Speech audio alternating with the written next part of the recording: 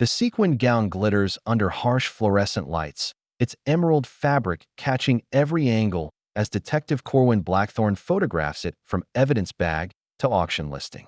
6 years after Serafina Duskmore vanished without a trace, her custom prom dress surfaces on eBay, seller unknown, location untraceable. The description reads simply, worn once. Perfect condition. No longer needed. 3 weeks earlier, the notification pings at 11:47 p.m., cutting through the silence of Muriel Windrider's cramped apartment. She's been monitoring every eBay alert for vintage prom dresses since launching her boutique resale business. But this listing stops her cold. The emerald sequins, the hand-sewn beadwork along the sweetheart neckline, the distinctive asymmetrical hem. She knows this dress. Muriel's fingers hover over her laptop keyboard, trembling slightly. She hasn't thought about Serafina Duskmore in months, not since the 5th anniversary of her disappearance passed without ceremony. But there's no mistaking it. This is the dress Serafina spent 3 months designing, the one she'd sketched obsessively in AP art class, the gown that was supposed to make her prom night perfect. The seller's username reads Ghost of Memories _02. The numbers matching the year Serafina vanished. The asking price, $500. No bidders yet. Muriel clicks through the photos with mounting unease. Each image shows the dress from different angles, but something's wrong. The lighting is too clinical, too deliberate. These aren't casual snapshots taken in someone's bedroom closet. The dress hangs against a stark, white backdrop, photographed with professional precision that makes her skin crawl. She scrolls to the item description. One-of-a-kind emerald prom dress, size 4. Custom-made with hand-sewn Swarovski crystals and French silk lining. Worn once to Eastern Valley High School prom, May 2002. Dry cleaned and stored in acid-free tissue. Perfect condition. No damage, no stains, no longer needed. Serious inquiries only. No returns. The words "no longer needed" echo in Muriel's mind like a death knell. Her phone buzzes with a text from her younger sister. Still up? Saw your light on. Muriel doesn't respond. Instead, she opens a new browser tab and searches Serafina Duskmore. Missing for the first time in years, the familiar headlines flood her screen. Honor student vanishes after prom night. Search continues for missing teen. Family offers $50,000 reward. Each article features the same school photo. Serafina's bright smile and intelligent dark eyes. Her hair pulled back in a simple ponytail, nothing like the elaborate updo she'd worn to prom. Muriel remembers that night with crystalline clarity. She'd watched Serafina descend the Duskmore family's grand staircase in that emerald dress, every sequin catching the chandelier light. Talon Greaves, her date, had waited at the bottom in his rented tuxedo, corsage in hand, looking nervous, but proud. They'd posed for what seemed like hundreds of photos while their parents beamed and cameras flashed. She looks like a princess, Muriel had whispered to her own date, Kaylin Viral, as they watched from the living room doorway. She looks happy, Kaylin had replied, and he was right. Serafina had been radiant that night, finally free from the academic pressure that had defined her high school years. She'd been accepted to 3 Ivy League schools, her future stretching ahead like a golden highway. 4 hours later, she was gone. Now, staring at the eBay listing, Muriel feels that old, familiar chill. She clicks Contact Seller and types quickly, "Hi, I'm interested in the emerald dress. Can you tell me more about its history? Where did you get it?" She hits send before she can second-guess herself, then immediately opens a new tab to search for Detective Corwin Blackthorne's contact information. He'd been the lead investigator on Serafina's case, though Muriel hasn't spoken to him since the official search was called off 3 years ago. The police department's website lists him as still active, now a detective sergeant. His direct line goes straight to voicemail. "This is Detective Blackthorne. Leave a detailed message and I'll return your call within 24 hours. Muriel takes a shaky breath. "Detective Blackthorne, this is Muriel Windrider. We met during the Serafina Duskmore investigation. I think I found something. Serafina's prom dress is for sale on eBay. The seller's username has 02 in it, the year she disappeared. I don't know if this means anything, but I thought you should know. My number is 555-0147. Please call me back." She hangs up and returns to the eBay listing. refreshing the page obsessively. No response from the seller yet, but the view count has increased from 23 to 31 in the past 10 minutes. Someone else is watching. The clock reads 12:23 a.m. when her laptop chimes with a message notification. For a moment, her heart stops, but it's not from Ghost of Memories _02. It's from another eBay user, Princess Varela 91. I've been looking for this exact dress for years. My sister had one just like it. She disappeared in 2002. Can we talk? Muriel stares at the message from Princess Varela 91, her coffee growing cold as dawn light creeps through her apartment blinds. She's been awake for 6 hours, caught in a spiral of research and growing dread. The name, Varela, tugs at something in her memory. A girl from a neighboring school district, maybe? The timestamp shows the message arrived at 3:17 a.m., suggesting someone else couldn't sleep either. She clicks reply. Yes, let's talk. This is about more than just a dress, isn't it? The response comes immediately, as if the sender was waiting. By their computer, my sister Lyra Stormwind. Eastern Valley Rival School, Westmont Prep. She went missing 2 weeks after your prom. Wore an identical emerald dress to our formal. I have photos. Muriel's hands freeze over the keyboard. Lyra Stormwind. The name crashes through her memory like a freight train. There had been another missing girl that spring, but the media coverage was minimal.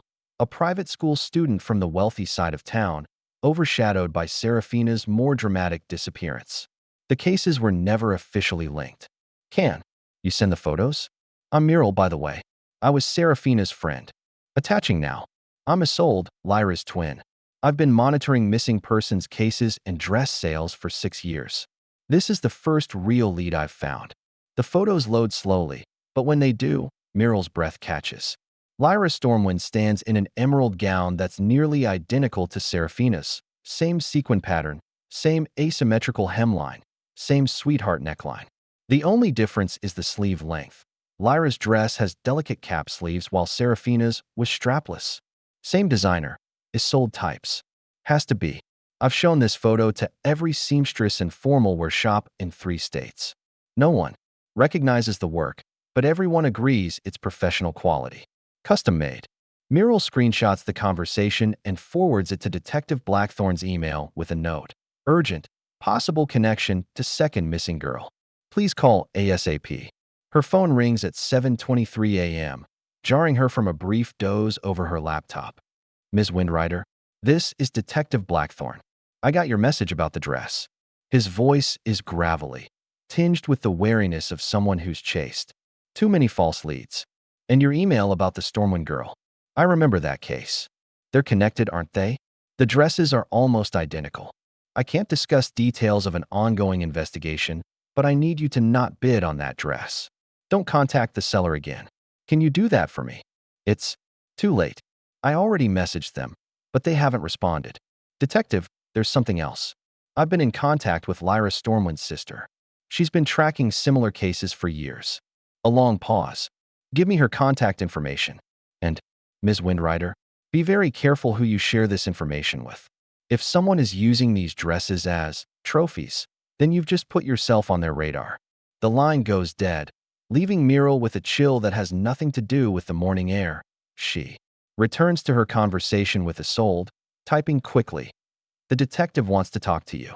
But first, tell me about the night Lyra disappeared. Westmont's spring formal was May 18, 2002, 2 weeks after your prom. Lyra was dating Garrick Ironmore, son of the judge. They were the golden couple, both headed to Stanford in the fall. After the dance, a group went to Garrick's family cabin by Lake Thornvale. Lyra was supposed to call me when she got home. She never did. What did the police find? Her purse and shoes by the lake. Her car keys were missing, but her car was still in the cabin's driveway. No sign of struggle, no blood, no dress. They dragged the lake twice. Nothing. Muriel's stomach churns. Did they question Garrick? For 3 days straight. His alibi was solid. Security cameras at a 24-hour diner showed him there from 2 a.m. to 6 a.m., apparently waiting for Lyra to call. He seemed genuinely destroyed by her disappearance. But you don't think she drowned. Would you leave your custom prom dress at the bottom of a lake? That dress cost $3,000. Lyra treated it like a sacred relic. And now it's being sold online like a vintage find. A new message notification appears, not from Isolde, but from Ghost of Memories _02. Muriel's heart hammers as she opens it. You ask too many questions about things that should stay buried. Some dresses carry too much history. Are you sure you want to know where this one has been? Below the message is a new photo, not of the dress, but of a newspaper clipping. The headline reads, "Third student missing after formal dance." The date, June 2nd, 2003. A year after Serafina and Lyra. The photo shows a girl in an emerald dress with long sleeves and a high neckline. Different style, same unmistakable fabric and beadwork. The bottom of the message, barely visible, is a single line that makes Muriel's blood freeze. Collection almost complete. One more to go. Muriel's laptop screen blurs as tears sting her eyes. She screenshots the newspaper clipping and the threatening message, her hands shaking so violently she nearly drops her phone. The third girl, Talia Ravenshade from Millbrook Academy, stares back at her from the grainy photo, radiant in emerald silk. Unaware that within hours she'd joined the ranks of the vanished, she dials Detective Blackthorn's number, not caring that it's barely 8 a.m. Blackthorn. Detective, he contacted me. Ghost of Memories. He sent me a photo of a third girl, Talia Ravenshade, 2003. Same emerald dress pattern. He said his collection is almost complete and he needs one more. Her voice cracks on the last words. Where are you right now? My apartment. 1247, Maple Street, Unit 3B. Lock your doors. Don't open them for anyone except me. I'm sending a patrol car, and I'll be there in 20 minutes. The line goes dead. Muriel rushes to her front door, checking the deadbolt twice before sliding the chain lock. She texts Isolde. Emergency. The seller contacted me. There's a third girl from 2003. Same dress. Detective is coming. Don't go anywhere alone. Isolde's response is immediate. Oh God. I knew there were more.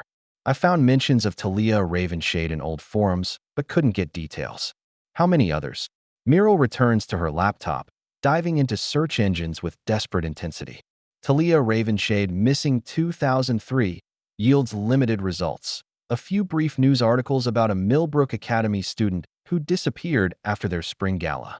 No body found. No arrests made. Case went cold within months.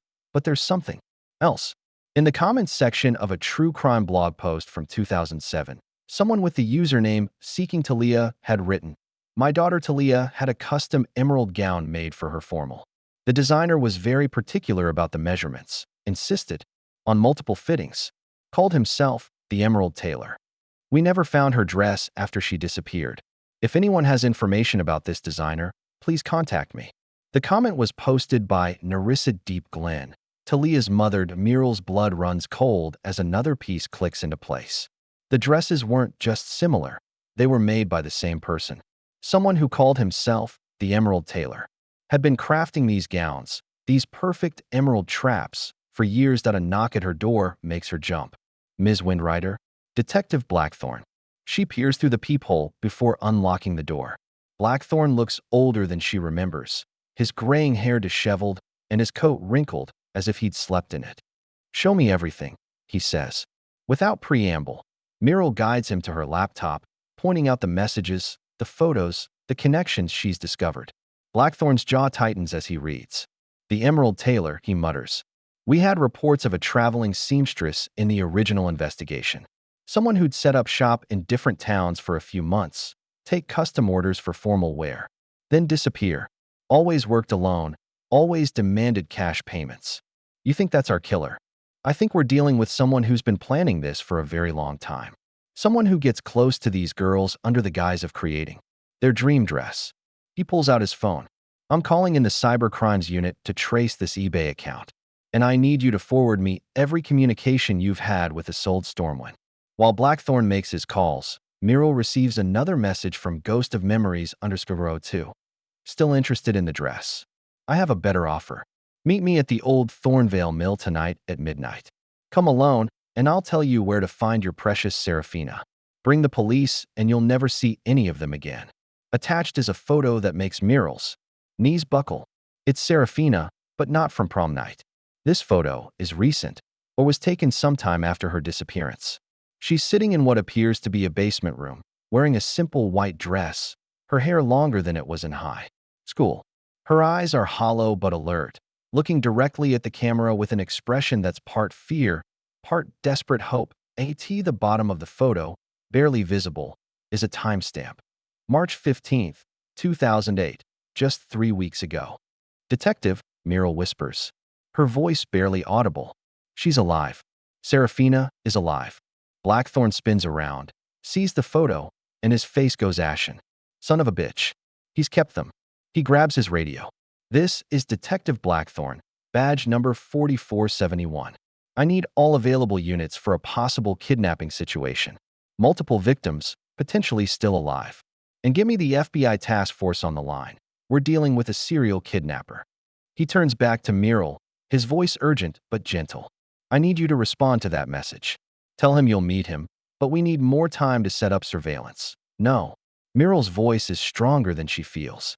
If I lie to him and he suspects a trap, those girls could die. Look at that timestamp. He's kept Serafina for 6 years. If we spook him now, absolutely not. You are not meeting a serial killer alone. Then how do we save them? Meryl's eyes fill with tears. He said come alone or we'll never see them again. What if he means it? Detective Blackthorn paces Meryl's small living room like a caged wolf, his radio crackling with updates from units positioning around the city. The FBI task force is en route, but they won't arrive until evening. Too late for the midnight deadline that could mean life or death for 3 young women. There has to be another way, he mutters, running his hands through his graying hair. We can't let a civilian walk into. I'm not just a civilian. Meryl's voice cuts through his protest with unexpected steel. I'm the only lead you've had in 6 years. And if those girls die because we played it safe, I'll never forgive myself. Her laptop chimes with another message from Ghost of Memories _02. Time is running short. Meryl, your friend Serafina is asking about you. She remembers your laugh from chemistry class. Don't disappoint her. The attached photo shows Serafina's hand holding a piece of paper with "Help me" scrawled in what looks like lipstick. The desperation in those 2 words hits Meryl like a physical blow. Blackthorn sees the photo over her shoulder and his jaw clenches. He's escalating. The fact that he's using her name, showing current photos, this isn't just about collecting trophies anymore. He wants to finish whatever sick game he started. What do you mean? Serial kidnappers who keep victims alive for years. They're not just hunters. They're playing God, creating their own perfect world where they have complete control. But something's changed. Maybe he's getting older. Maybe he's sick, but he's ready to end it. A new voice joins the conversation. Detective Celine Emberfall from the FBI's Behavioral Analysis Unit, who's just arrived with Agent Riven Hollowglen. They look impossibly young to be dealing with something this dark, but their eyes hold the weight of too many cases like this one. We've been tracking similar patterns across 3 states, Emberfall says, pulling out a laptop. The Emerald Tailor isn't just a kidnapper. He's a collector. We think he's been at this for over a decade, targeting girls from affluent families who can afford custom formal wear. Agent Hollowglen spreads crime scene photos across Meryl's coffee table. Look at the pattern. Every 2 to 3 years, in different states. Always around prom season or formal dance time. The girls are always academically gifted, from stable homes, with bright futures ahead of them. Meryl studies the photos with growing horror. Besides Serafina, Lyra, and Talia, there are 5 other girls, all wearing variations of emerald formal gowns, all missing, all between the ages of 17 and 19. 8 girls total, she whispers. That we know of. Emberfall confirms grimly. The Thornvale Mill location is significant. It's been abandoned since 1995, but county records show it was purchased by a shell company in 2001, 1 year before Serafina disappeared. We think he's been using it as his base of operations. Blackthorn's radio crackles. Units in position. Around the mill. No movement detected. Building appears empty, but there are multiple access points. He's not there yet, Hollowglen says, checking his watch. It's only 3 p.m. He wants the drama of midnight. Probably the anniversary of something significant to him.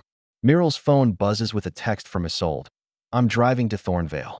I can't just sit here knowing my sister might be alive. No. Meryl calls her immediately. Isolde, you can't come here. If he sees you, I'm already halfway there. I've been waiting 6 years for answers, Muriel. I won't wait anymore. The line goes dead. Blackthorn grabs his radio. All units. Be advised we have a civilian en route to the scene. Isolde Stormwind, white Honda Civic, license plate. He looks at Muriel helplessly. I don't know her plate number, Muriel says, panic rising in her voice. Agent Emberfall is already on her laptop. Running DMV records now. Got it. License plate Victor Tango 7429. Dispatch that to all units. Another message appears. On Muriel's screen. I see someone's coming to join our party early. The more the merrier. But remember our agreement. Come alone at midnight, or no one goes home. Below the text is a live photo taken from somewhere high up, possibly a drone or security camera, showing Isolde's Honda turning onto the dirt road leading to Thornvale Mill. The timestamp reads 3:47 p.m. He's watching in real time, Hollowglen says grimly. This confirms he has surveillance equipment set up. Our approach is going to be much more complicated. Blackthorn's radio explodes with chatter. Units 7 and 12, we've lost visual on the Honda. Vehicle entered the mill property and disappeared from view. Disappeared how? Blackthorn demands. There's some kind of structure. Looks like it might be underground. The car went down what appeared to be a ramp, and we can't see it anymore. Muriel's laptop screen flickers, then displays a live video feed. The image is grainy but clear enough to see Isolde stepping out of her car in what appears to be an underground garage. She looks around nervously, clutching her purse like a lifeline that a figure emerges from the shadows, tall, wearing dark clothing, face obscured by the camera angle. He approaches Isolde with calm deliberation, and she backs away until she hits her car. Welcome, Sister of Lyra, a distorted voice says through the laptop speakers. You're early, but I'm sure we can find you something appropriate to wear while we wait for our main guest. The feed cuts to black. Muriel stares at the empty screen, her heart hammering. We have to go now? He has Isolde. No, Emberfall says firmly. This is exactly what he wants. To force our hand. Make us act emotionally instead of strategically. Strategic. Thinking doesn't save lives, Muriel shoots back. How many more girls have to disappear while we follow protocol? Her laptop chimes one final time. The collection grows. Midnight, Muriel. Just you. Or I start saying goodbye to old friends, beginning with the one who's been waiting the longest. The hours crawl by with agonizing slowness. Muriel sits in the FBI command vehicle parked 2 miles from Thornvale Mill, watching Agent Emberfall coordinate with the tactical team through crackling radio transmissions. The late afternoon sun casts long shadows across the abandoned industrial complex, and every passing minute feels like a countdown to catastrophe. We've identified 17 different camera positions around the property, Hollowglen reports, studying thermal imaging on his laptop. This guy's been planning for years. He's got motion sensors, infrared cameras, and what looks like a sophisticated underground bunker system. Blackthorn slides into the seat across from Muriel, his face grim. Cybercrimes trace the eBay account. It's routed through 7 different proxy servers across 4 countries, but they managed to track the original registration to a P.O. box in Millbrook, the same town where Talia Ravenshade went to school. The box was rented in 2003, Emberfall adds, just 2 months before Talia disappeared. Paid for in cash, renewed every year like clockwork. The name on the registration is E. Taylor. Clever bastard wasn't even trying to hide it. Muriel's phone buzzes with another message from Ghost of Memories _02. Your friend Isolde is settling in nicely. She looks lovely in emerald, almost as lovely as her sister did. Would you like to see? The attached video shows Isolde sitting in what appears to be a well-appointed underground room, wearing an emerald dress identical to Lyra's. Her hands are zip-tied, but she's unharmed, looking around with the determined expression of someone trying to memorize every detail for later testimony. She's smart, Emberfall observes. Look how she's positioning herself to see as much of the room as possible. She's gathering intelligence. But what chills Muriel most is what's visible in the background. Another figure in white, partially obscured by shadows. The hair length and posture suggest it's Serafina, alive but clearly changed by 6 years of captivity. We need a way to communicate with them, Muriel says, to let them know help is coming. Any electronic signal we send could be intercepted, Hollowglen warns. This guy's tech-savvy. He's probably monitoring all frequencies. The radio crackles with an update from the perimeter team. Surveillance confirms minimal activity above ground, but we're detecting significant heat signatures from the underground levels. Multiple people moving around down there. Blackthorn checks his watch, 9:30 p.m. 2.5 hours until the deadline. Myrtle, I need you to understand, once you go in there, we might not be able to extract you quickly. The tunnel system is more complex than we initially thought. How complex? Agent Emberfall pulls up architectural blueprints on her tablet. The mill was built in 1923 with extensive underground storage for grain silos. But someone's been modifying it for decades. We're seeing evidence of new construction, reinforced walls, what looks like a sophisticated ventilation system. It's not just a hideout, Myrtle realizes. It's a fortress. Her laptop chimes with a new message. Time for a preview of coming attractions, Myrtle. Your reunion with Serafina will be so touching. The video feed opens to show a larger underground room with stone walls and exposed wooden beams. 8 young women sit around a long table, all wearing emerald dresses in different styles, all with the same hollow-eyed expression of long-term captives. Myrtle recognizes Serafina immediately. Despite the changes, she's thinner, her dark hair now reaching her waist, but her intelligent eyes still hold a spark of defiance. E.T., the head of the table, sits isolde, still zip-tied, looking defiant and terrified in equal measure. A figure moves behind the camera, tall, dressed in black, face never quite visible. Ladies, the distorted voice says, we have a special guest joining us tonight. Myrtle Windrider, Serafina's dear friend from high school. Won't that be nice? A proper reunion. Serafina's head snaps up at the mention of Myrtle's name, and for just a moment, hope flickers across her features before being quickly suppressed. Now, Serafina, the voice continues, what would you like to say to your old friend? Something to encourage her to join our little family. Serafina stares directly at the camera, and when she speaks, her voice is hoarse but clear. Myrtle, remember our chemistry project junior year? The one about reactive compounds. Some mixtures are more volatile than they appear.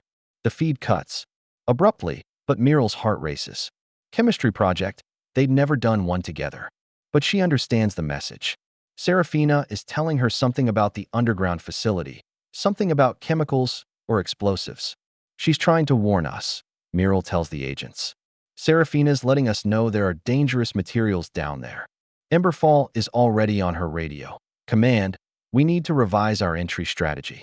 Suspect may have access to explosive materials. Repeat, potential explosive hazard at the target location. Blackthorn's phone rings, and his face goes pale as he listens. That was the lab.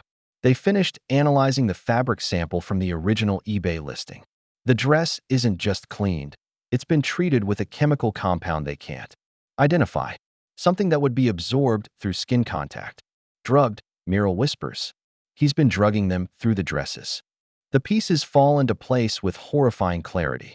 The Emerald Tailor doesn't just kidnap these girls. He conditions them, controls them through chemical manipulation delivered via the very gowns they trusted him to create the Myrtle's laptop displays.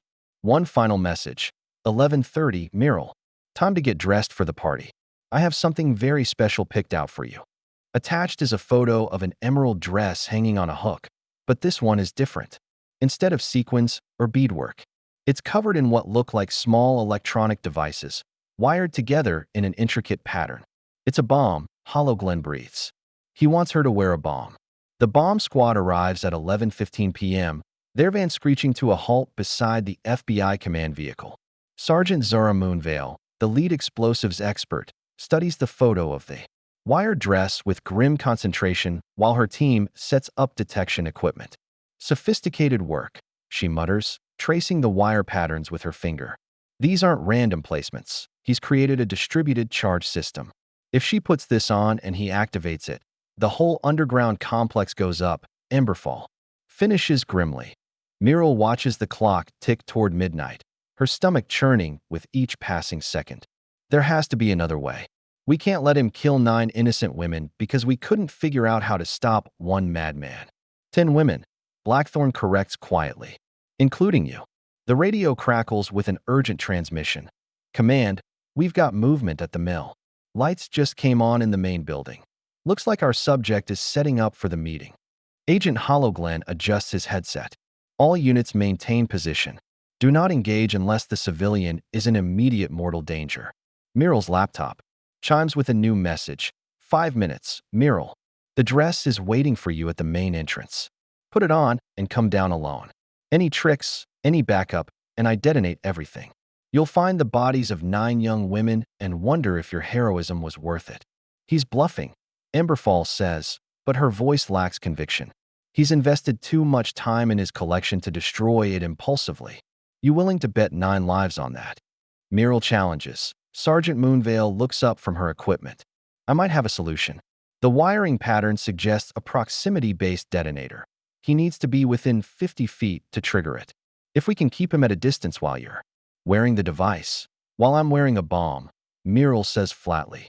It's not ideal, but the charges are small, designed more for psychological impact than actual destruction. You'd be injured, possibly seriously, but likely not killed. Likely. Blackthorn grabs Muriel's shoulder. You don't have to do this.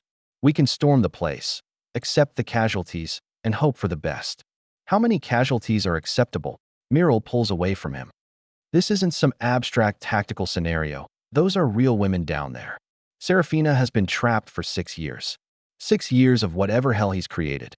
I won't abandon her now. Her phone buzzes with a text from an unknown number. Trust. The chemistry. Remember reactive compounds. Serafina. Somehow she's managed to get a message out, reinforcing her earlier cryptic warning. Reactive compounds. Something about the underground facility that could work in their favor. The drug lab, Muriel says suddenly. He's been synthesizing chemicals to treat the dresses. Serafina is telling us there are volatile materials down there. Things that could cause an explosion if mixed wrong. Agent Emberfall's eyes widen. Or, mixed right. If we could trigger a controlled reaction. It's too risky, Hollowglen protests. We don't know what chemicals he has or how they'd interact. Muriel checks the time, 11:57 p.m. I'm out of options. She stands and heads for the command vehicle door, but Blackthorn blocks her path. At least let us wire you with audio. If something goes wrong, he'll detect any electronic device. You know that. Muriel's voice is steady despite the terror, coursing through her veins. But I need you to promise me something. If this goes bad, if he detonates that dress, you storm the place immediately. Don't let him escape to start over somewhere else. Blackthorn nods grimly. You have my word. Muriel steps out into the cold night air, her breath visible and small. Puffs as she walks toward her car. The mill looms ahead like a gothic nightmare, its broken windows and crumbling facade hiding unspeakable horrors beneath. The drive to the main entrance takes 3 minutes. 3 minutes during which every worst-case scenario plays through her mind. She parks beside the rusted gate and steps out, her legs trembling. The emerald dress hangs from a hook beside the entrance, exactly as promised. Up close, the electronic components are even more terrifying. Tiny LED lights blink in sequence. Along the bodice, and hair-thin wires create intricate patterns across the silk fabric that a note is pinned to the dress. Put me on and come inside. The elevator is behind the main door. Press B3. Your friends are waiting. Muriel strips off her jacket and jeans with shaking hands, the night air raising goosebumps across her skin. The dress slides over her head with surprising ease, the silk cool against her flesh. Immediately, she feels a strange tingling sensation, the chemical treatment Blackthorn mentioned, already beginning to work on her system. The electronic components hum softly against her ribs, a constant reminder that she's now a walking bomb. She pushes through the mill's main door into a surprisingly well-lit lobby. The elevator is exactly where the note promised, a modern installation that looks completely out of place in the decrepit building. The descent to B3 takes 30 seconds, but feels like hours. When the doors open, she steps into a carpeted hallway. That could belong to an upscale hotel rather than an underground prison. Welcome, Muriel. The voice comes from speakers hidden in the ceiling, no longer distorted. It's younger than she expected, cultured, almost gentle. You look absolutely radiant in emerald. Please, walk to the end of the hall. Your reunion awaits. Each step triggers a soft chime from the dress's electronics, a musical countdown to an uncertain fate. At the end of the hall, double doors stand open, revealing the dining room from the video feed. Point 8 young women sit around the table, all in emerald dresses, all staring at her with expressions ranging from hope to despair. Serafina sits at the far end, her eyes locked on Muriel's face. With fierce intensity, "Now," the voice says, "let's have ourselves a proper party." Muriel steps into the dining room, her heart hammering against the electronic components wired to her chest. The space is an unsettling blend of elegance and imprisonment. Crystal chandeliers cast warm light over mahogany furniture, but the windows are barred and the air carries the metallic scent of fear. Point 8 pairs of eyes track her movement as she approaches the table. Each young woman wears an emerald dress in a different style, like variations on a twisted theme. Some faces she recognizes from missing persons reports. Others are strangers whose disappearances never made headlines. All bear the hollow expression of long captivity, but beneath that surface resignation, Muriel catches flickers of desperate hope. Serafina sits at the far end, her once bright eyes now cautious but alert. When their gazes meet, she gives an almost imperceptible nod toward a door-marked kitchen behind her. "Please, take your seat," the voice instructs from hidden speakers. The chair at the head of the table. "You're our guest of honor tonight." Muriel approaches the ornate chair, noting how its high back would block her view of the kitchen door. Instead, she stops beside Isolde, who looks up with fierce determination despite her zip-tied hands. "I prefer to stand," Muriel says aloud. "It's been a long day." A soft chuckle emanates from the speakers. "Of course.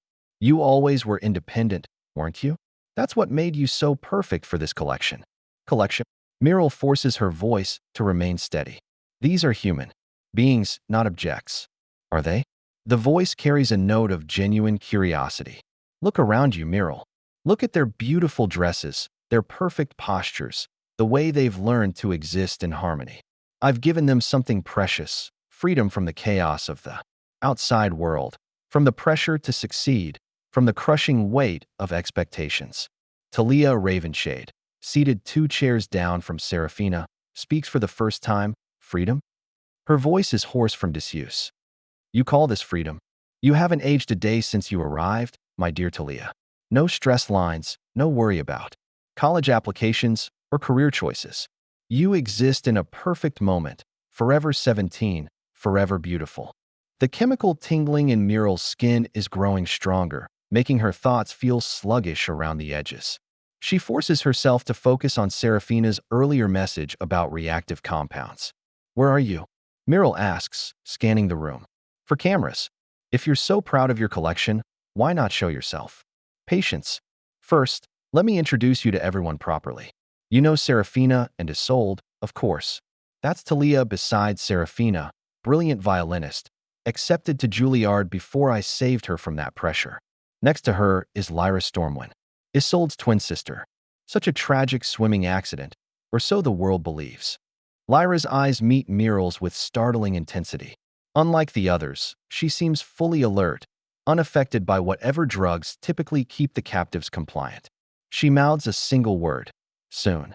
Continuing around our table, the voice continues with the satisfaction of a curator showing off prized artifacts. "We have Callista Darkwillow from Chicago, disappeared 2004. Ezrin Cloudmere from Portland, 2005. Illyra Duskwind from Boston, 2006. And our newest addition before tonight, Zinnia Dreamvale from Philadelphia, just last spring." Each name hits Muriel like a physical blow. 8 young women, 8 stolen futures, 8 families destroyed by one man's sick obsession.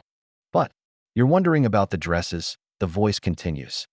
"Each one crafted specifically for its wearer, treated with a compound of my own design. It keeps them calm, compliant, perfect. Unfortunately, the treatment requires regular renewal, which is why I occasionally need to refresh the collection." The eBay sale, Muriel realizes. "You were disposing of Serafina's dress because you were planning to kill her." Such an ugly word. I prefer to think of it as completion. Serafina has been with me the longest, 6 beautiful years. But recently, she's been showing signs of resistance to the treatment. It's time for her story to end so that yours can begin. A door opens behind Muriel, and she turns to see a figure emerging from the shadows. He's younger than she expected, mid-30s. Attractive in a scholarly way, wearing an expensive suit that makes him look like a university professor. This is the Emerald Tailor, the man who's terrorized 3 states for over a decade. "Hello, Myrtle," he says, his voice now unfiltered. "I'm Dr. Malric Vexmore.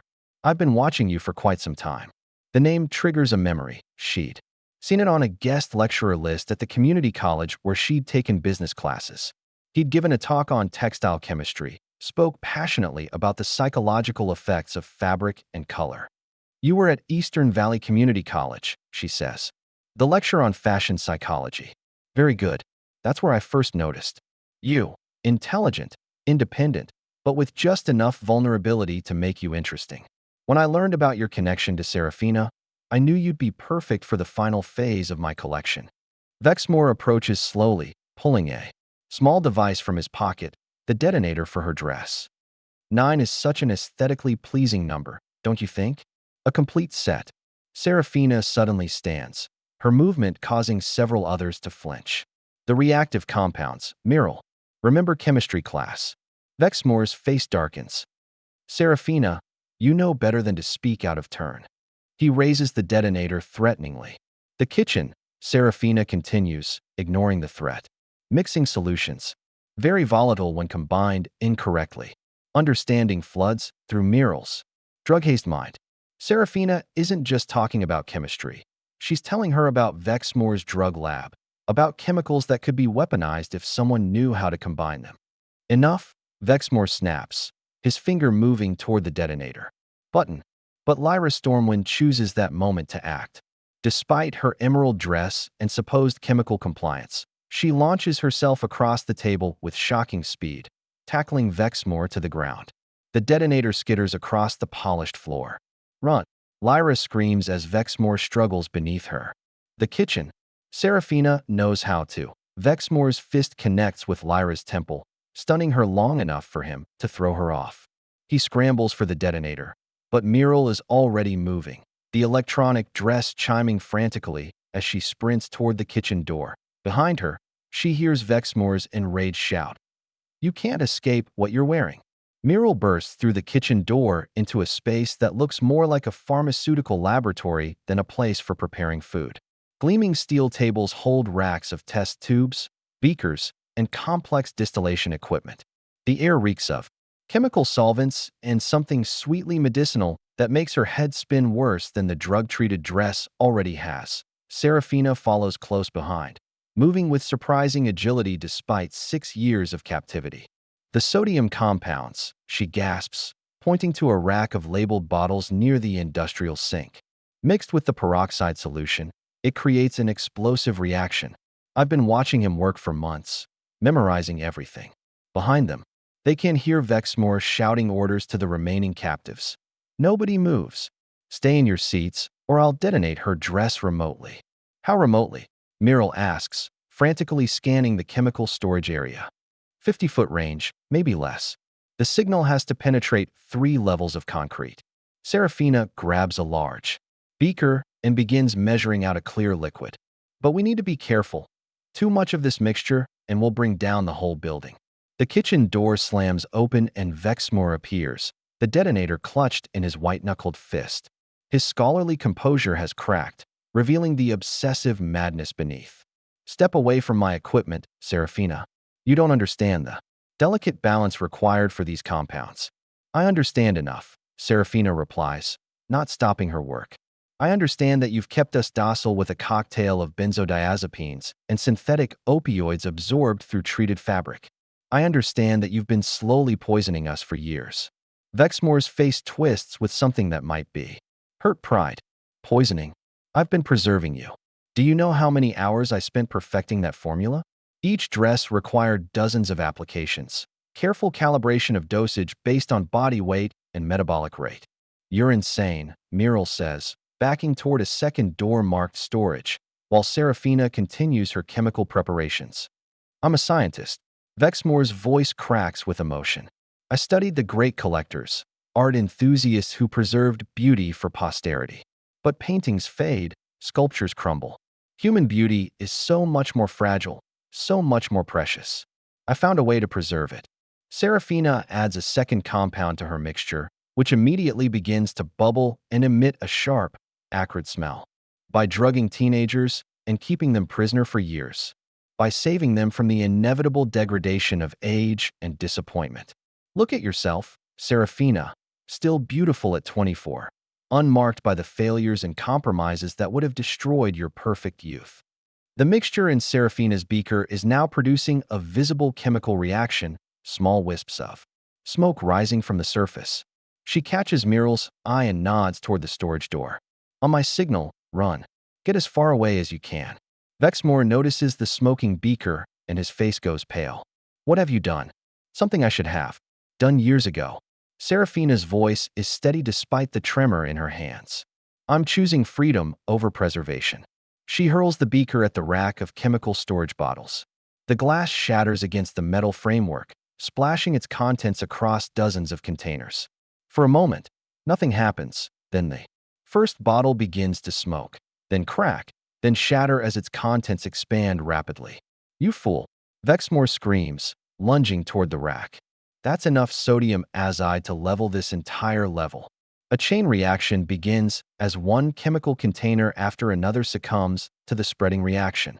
Serafina grabs Muriel's hand and they sprint toward the storage door as the first small explosion rocks the kitchen behind them. Vexmore, either from scientific curiosity or complete panic, stands transfixed by the growing chemical disaster.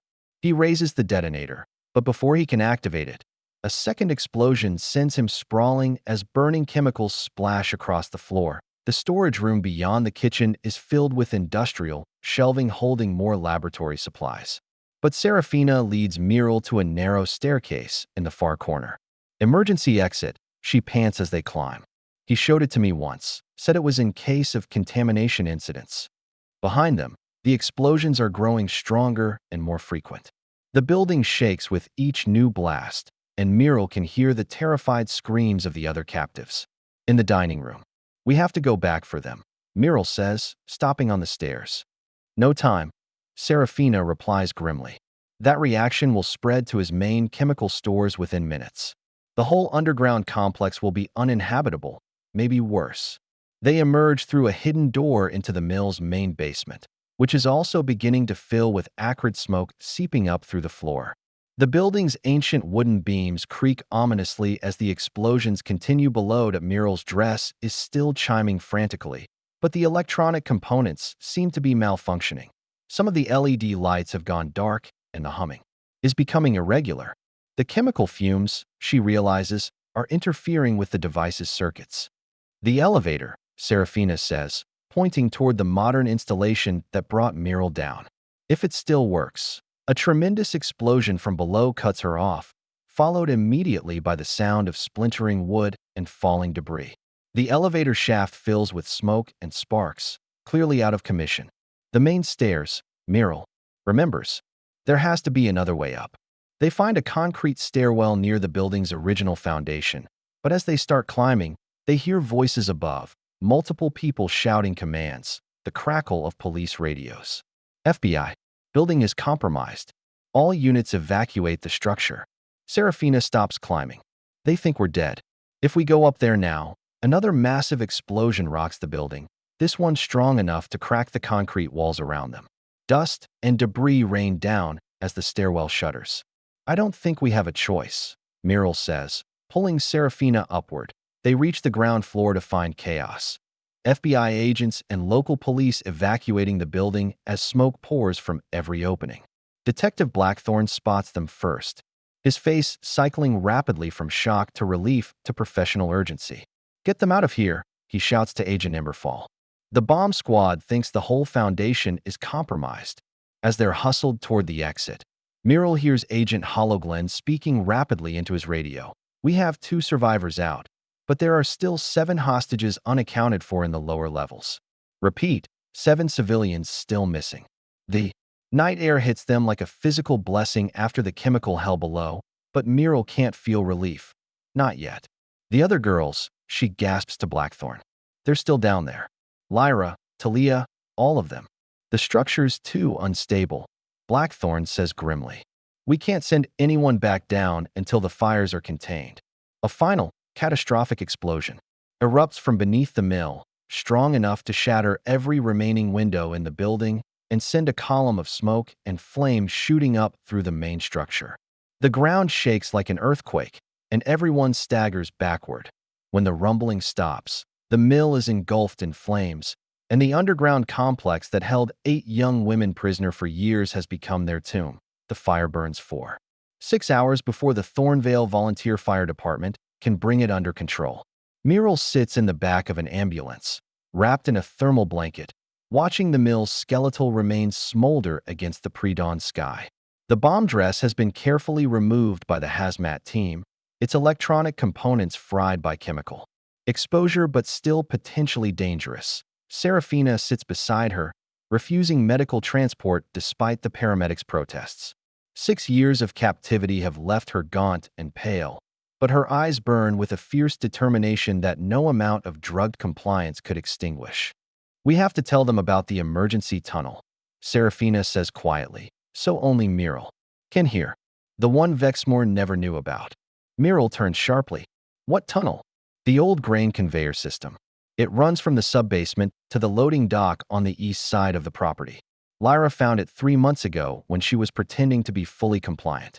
We've been planning an escape ever since." Hope flickers in Muriel's chest. "You think they might have made it out? If anyone could lead them through it, it's Lyra. She's been resistant to the chemical treatments from the beginning. Something about her metabolism. She's been pretending to be drugged while secretly mapping every inch of that underground complex." Detective Blackthorne approaches the ambulance, his face grim with exhaustion and the weight of apparent failure. The fire chief says it'll be at least 48 hours before the structure is cool enough for recovery operations. "I'm sorry, but realistically," Detective Serafina interrupts, "there's something you need to know about the building's layout." She quickly explains the conveyor tunnel system, sketching a rough map on the back of a medical form. Blackthorne's eyes widen as he studies her drawings. "This exit point," he says, pointing to her sketch. "It's a quarter-mile from the main building. If they made it out there." He's already reaching for his radio when Agent Emberfall appears, slightly out of breath. "Sir, we've got something." Search and rescue found footprints near the old loading dock, multiple sets, all heading toward the tree line. The search team spread out across the wooded area east of the mill complex, following a faint trail of broken branches and disturbed undergrowth. Dawn is breaking when they hear the first voice calling through the forest, weak but unmistakably. "Alive. Here. We're here." They find them huddled in an abandoned hunting cabin 2 miles from the mill, 7 young women in torn emerald dresses, supporting each other both physically and emotionally. Lyra Stormwind sits at the center of the group, her arm around her sister Isolde, directing the others with calm authority despite her own obvious exhaustion. The tunnel flooded when the explosion started, Lyra explains to the paramedics as they check each survivor. "We had to crawl through 3 feet of chemical runoff, but it was either that or stay and burn. Some of the girls are in bad shape. The drug withdrawal is hitting them hard." Talia Ravenshade, the violinist who disappeared in 2003, can barely speak above a whisper. Her hands shake uncontrollably as the benzodiazepines leave her system. 6 years, she keeps repeating. 6 years of my life. But they're alive.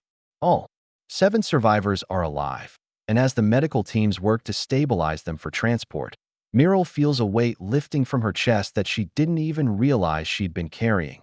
Isolde Stormwind, despite her own ordeal, manages to grip Muriel's hand as she's loaded into an ambulance. "Thank you," she whispers, "for not giving up, for finding us." "Thanks, Serafina," Muriel replies. "She's the one who saved you all." The investigation into Dr. Mauric Vexmore's crimes consumes the next several months. His body is eventually recovered from the underground laboratory, killed by his own chemical explosion. The authorities uncover a network of bank accounts, property holdings, and academic connections spanning multiple states and going back 15 years. Agent Emberfall briefs Muriel during one of many follow-up interviews. "We've identified at least 12 other potential victims based on his records. Missing young women from formal events across the region.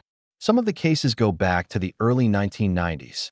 What happens to the survivors?" Muriel asks. "Long road ahead. Physical recovery from the chemical dependency, psychological therapy, reintegration with families who've been grieving them for years. The FBI has victim services coordinators working with each family. Serafina adapts to freedom with the same methodical intelligence she once applied to chemistry assignments. She enrolls in online courses to complete her degree, moves into a small apartment near the community college, and begins volunteering with missing persons organizations. I lost 6 years, she tells Miral during one of their regular coffee meetings, but I refuse to lose the rest of my life to what he did to us. The other survivors follow different paths. Lyra Stormwind becomes an advocate for human trafficking victims, her natural leadership skills finding new purpose. Talia Ravenshade slowly rediscovers her love of music, though her hands may never regain the precision required for professional performance. Some struggle more than others with the transition, but all have family support and professional counseling. The civil lawsuits against Vexmore's estate provide some financial compensation, though no amount of money can truly address the scope of the damage he caused. The abandoned mill property is purchased by the county and converted into a memorial garden, with plaques honoring not just the survivors, but all victims of human trafficking. 3 months after the rescue, Miral receives an unexpected package in the mail. Inside is a small jewelry box containing a simple silver bracelet, along with a note written in familiar handwriting. For Miral, who never stopped looking for her friends. Some bonds are stronger than time, stronger than fear, stronger than the worst things people do to each other. Thank you for reminding me what friendship really means. The bracelet catches the afternoon light as Miral fastens it around her wrist, its simple silver surface reflecting the sunlight streaming through her apartment window. She thinks about the emerald dresses, those symbols of trapped beauty, that had become instruments of control, and how different her life might have been if she'd never noticed that eBay listing. Her laptop chimes with a new email notification. It's from Detective Blackthorne. Thought you'd want to know. Got a call from Portland PD. They think they've identified another one of Vexmore's victims from 1999. Family's been notified. The work continues.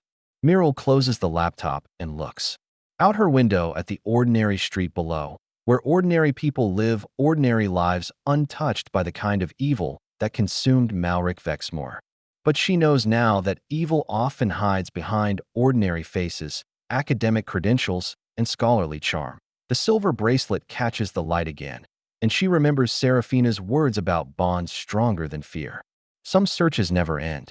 She realizes some people are worth finding, no matter how long it takes. 1 year later, the auditorium at Eastern Valley Community College is packed beyond capacity, folding chairs added in the aisles to accommodate the overflow crowd.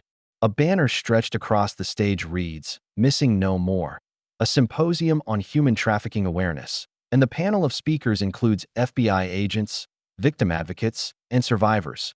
Miral adjusts her microphone nervously as she looks out at the sea of faces: students, law enforcement officers, families of missing persons, and journalists from 3 states.